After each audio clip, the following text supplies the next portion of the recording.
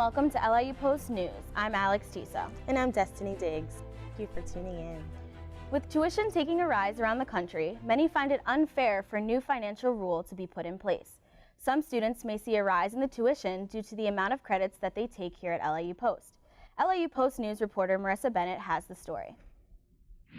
LIU Post has just made a change to the number of credits students may take before being charged more per credit. Students used to take any amount of credits they wanted with approval from teachers. Now, they are limited to 18 per semester before being charged more. I know a lot of students are getting affected by it. Thankfully, I'm graduating, so I don't have to deal with that, but it's like $1,000 a credit, so like $3,000 a class, $4,000 for some that are 4 credits. I think it's going to really hold students back and make them stay here longer than they should be. Like, I was an undecided education major, so then I finally declared in February. So when I was making my schedule for next fall, I realized that classes I took this past year doesn't do anything for my major. So to get back on track, I needed to have 20 credits for the fall. But now with this new 18 credit thing, I couldn't do that. Students are also struggling with the lack of communication from their advisors and the administration about the new credit policy. And I wasn't aware of this program until after I made the schedule, and then my advisor was like, well, you know, you have to pay for this. Other schools in the area, such as Hofstra and Adelphi, already have an 18-credit program in place. The faculty at LIU hope this new program will help students not overexert themselves during the semester. For everyone at LIU News, I'm Marissa Bennett. The fall 2018 semester may be seeing more than just new pioneers in the dorm. Here's Ace Orenstein with the NYIT Dorming Assistance Project.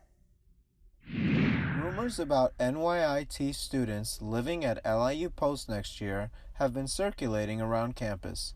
And it's not such a far-fetched idea.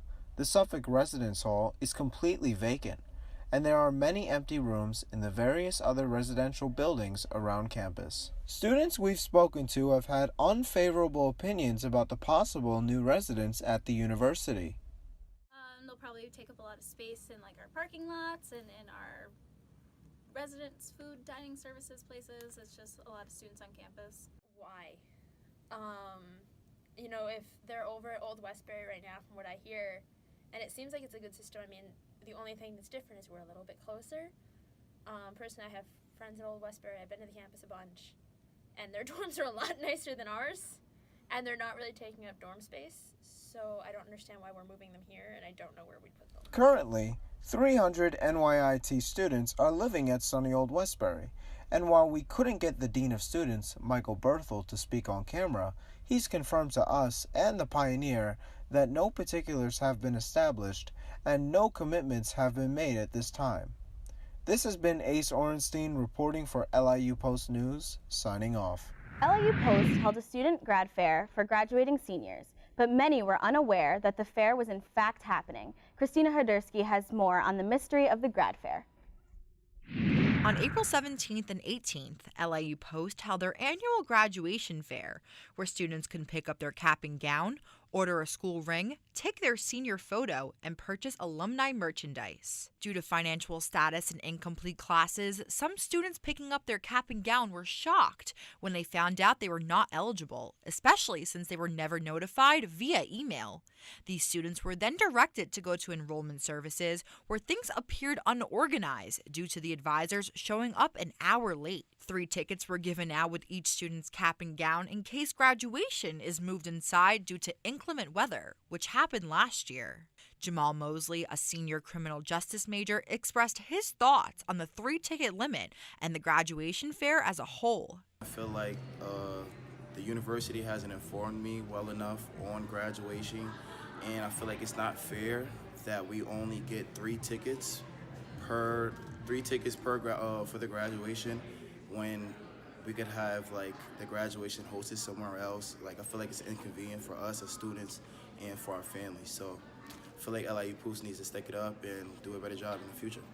Justine Prasad, a senior psychology major, seemed upset that she never even received emails regarding the senior fair and events. I don't feel informed on any of the senior events coming up. I haven't received any emails. My friend had to actually forward me all of the emails that she got. As graduation is approaching, seniors are hopeful that LIU Post will keep them updated on any changes set for May 11th. At LIU, I'm Christina Hadursky, LIU Post News. The New York Times CEO, Mark Thompson, says that their print product has maybe another 10 years before it becomes completely obsolete.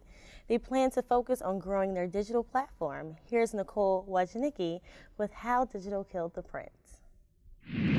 Over the past few decades, more and more people have seemed to switch from the traditional newspaper to a digital platform. While news companies have adapted to the internet age, they've continued to print newspapers as it seemed there was always a steady demand for them. Now, however, they might not be economically viable for long. Earlier this year, New York Times CEO Mark Thompson told CNBC that he predicts that in about 10 years they will be fully digital. Thompson says they make more from a print subscription versus a digital subscription, but their digital subscriptions are rapidly growing and will be a viable business model for the future. Many here on campus believe that a digital news piece is superior. I don't have to leave my house to go get a digital article. I could just pull out my iPad and pull it up online. I think digital definitely conveys more information because that's just the way everything is evolving to today. While some see the benefits of a physical newspaper. People like using print over digital. It's easier on the eyes. I feel that paper conveys more information because you take the time to actually read the words on the page. Digital, you kind of just skim through it. LIU's on-campus newspaper, The Pioneer, continues to print newspapers while also posting articles on their website. We spoke to one of its members about how the industry is changing. We are moving towards the digital age. We are moving towards the era of bye-bye paper, hello computers. It's not just writing anymore. You have to be prepared to be in front of the camera. You have to know about photojournalism. Students on campus seem to have a nostalgic feel every single time they hold a newspaper in their hands, which is why most say if the Pioneer ever went digital, they would hate it. While it doesn't seem like the print version of the Pioneer is going anywhere anytime soon, those interested in a journalism career must learn how to survive in the digital world in order to thrive. Nicole Wojnicki, Brookville, New York, LIU Post News. As April 4th marks the 50th anniversary of the assassination of Dr. Martin Luther King Jr., LIU Post Poetry Center invited a guest speaker to help pay tribute. Anastasia Fox has the story. This Thursday, April 17th, the Poetry Center at LIU Post and the McGrath Fund co-sponsored a reading tribute to celebrate Dr. King's life.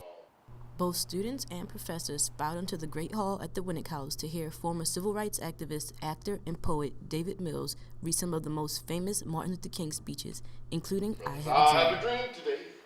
I have a dream that one day every valley shall be exalted. Every hill and mountain shall be made low, the rough places will be made plain. In addition to Martin Luther King's moving speeches, Mills also read some of his own original poems about slavery and social injustice. Head left, jaw hovering above that same shoulder, right shoulder pressed against my coffin. The audience was captivated by his performance. He's really fabulous. I mean, most poets are good readers, but he's also an actor.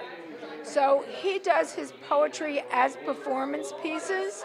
And what's interesting about his poetry is that it's heavily researched, it's extremely intellectual, and it's full of wordplay.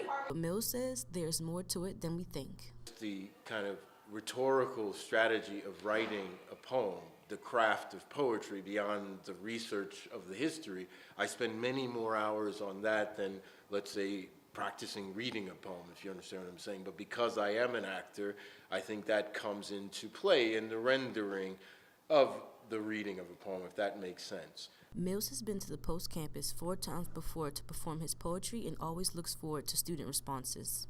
Mills looks forward to one day returning to LIU Post to perform and hopes that his pieces can inspire students. But as a poet, the challenge is to make the history sing, right? I wasn't just writing, I read nonfiction books, but how as the poet do you make this history sing? And hopefully that's what I'm doing or getting to. Coming up next on LIU Post News, the marijuana debate gets heated as the quest to legalize the green herb continues. Graduation is only 25 days away, so what are you doing after LIU Post? Meet LIU Post's new head lacrosse coach and learn how he plans to scoop up some wins. And teams have come and go, but most here at LIU have fallen out of the spotlight. But why? When we come back from commercial break.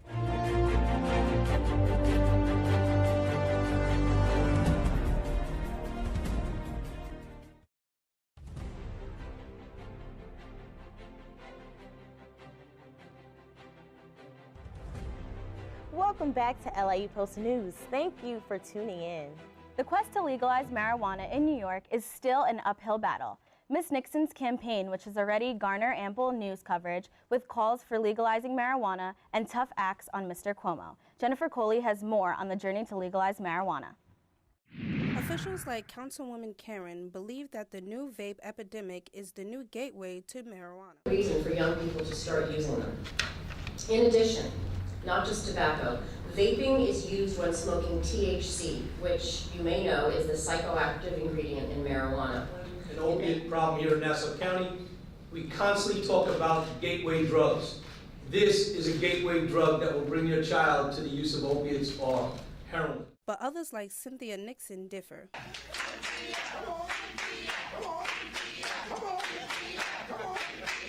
Cynthia is one of the few officials that support the legalization of marijuana. I believe it's time for New York to follow the lead of 8 other states and D.C. and legalize recreational marijuana.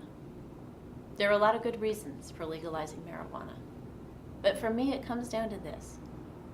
We have to stop putting people of color in jail for something that white people do with impunity. Long Island University is not a smoke-free campus, but it is the home to many diverse students who share different views when it comes to the legalization of marijuana. I think that weed should be legalized in New York. Why?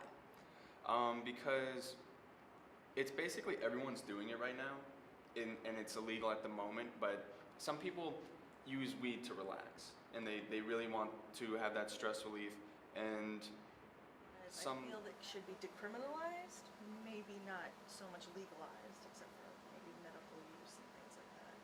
I feel that if it was legalized, it would be regulated sort of like nicotine, and I don't think that's good for anybody, except for the federal government. In a head-to-head matchup, Miss Nixon, an educational activist and actress making her first run for public office, Mr. Cuomo still leads 58% to 27% according to the New York Times. Graduation is only 25 days away, and seniors all over campus are getting everything they need for the big day. Caduce and Raekwon have more with life after LIU Post. Senior year is coming to an end, and students have short-term and long-term plans for themselves. Some plan on staying in New York, and others are looking for opportunities outside of New York City.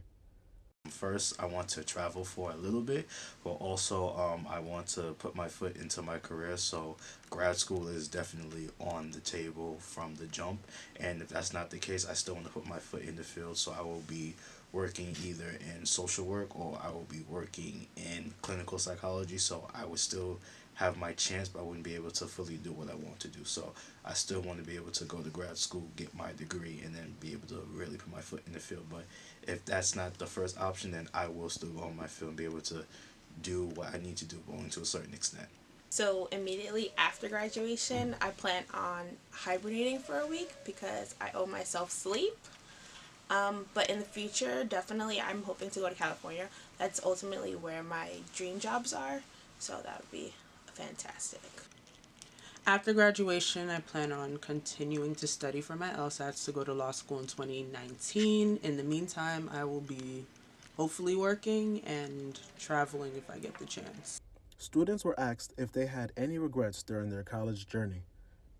For me personally, I don't have any regrets because, like I said, coming out of my situation, there weren't that many schools who were accepting all of my credits. You know, LIU accepted all of my credits and put me in the position to where, you know, I wasn't so far behind. You know, I was only a year behind.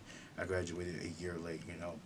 if I went to any of these other schools, I would be 2-3 years behind, basically starting over. So I don't regret coming here because it was an opportunity, and this school was the only one of the few ones that gave me the chance to actually complete my goal that I had originally started out. I would say my biggest regret is not taking more opportunities in my major and not waiting so much to do with them in my senior year. My biggest regret would be not plugging into the people in my major. Taylor Hill reflected on what she took out of attending LIU Post. The best thing I would say I'm taking, as cliche as it sounds, is more love for my major. Definitely the classes and the professors that I was able to have definitely made my interest in the major grow. Quan Hedgeman, LIU Post News. When this team graduates, they should be comprised of news anchors because they all have the scoop. We now throw it to Christian Kilm with more on the lacrosse team and their new head coach.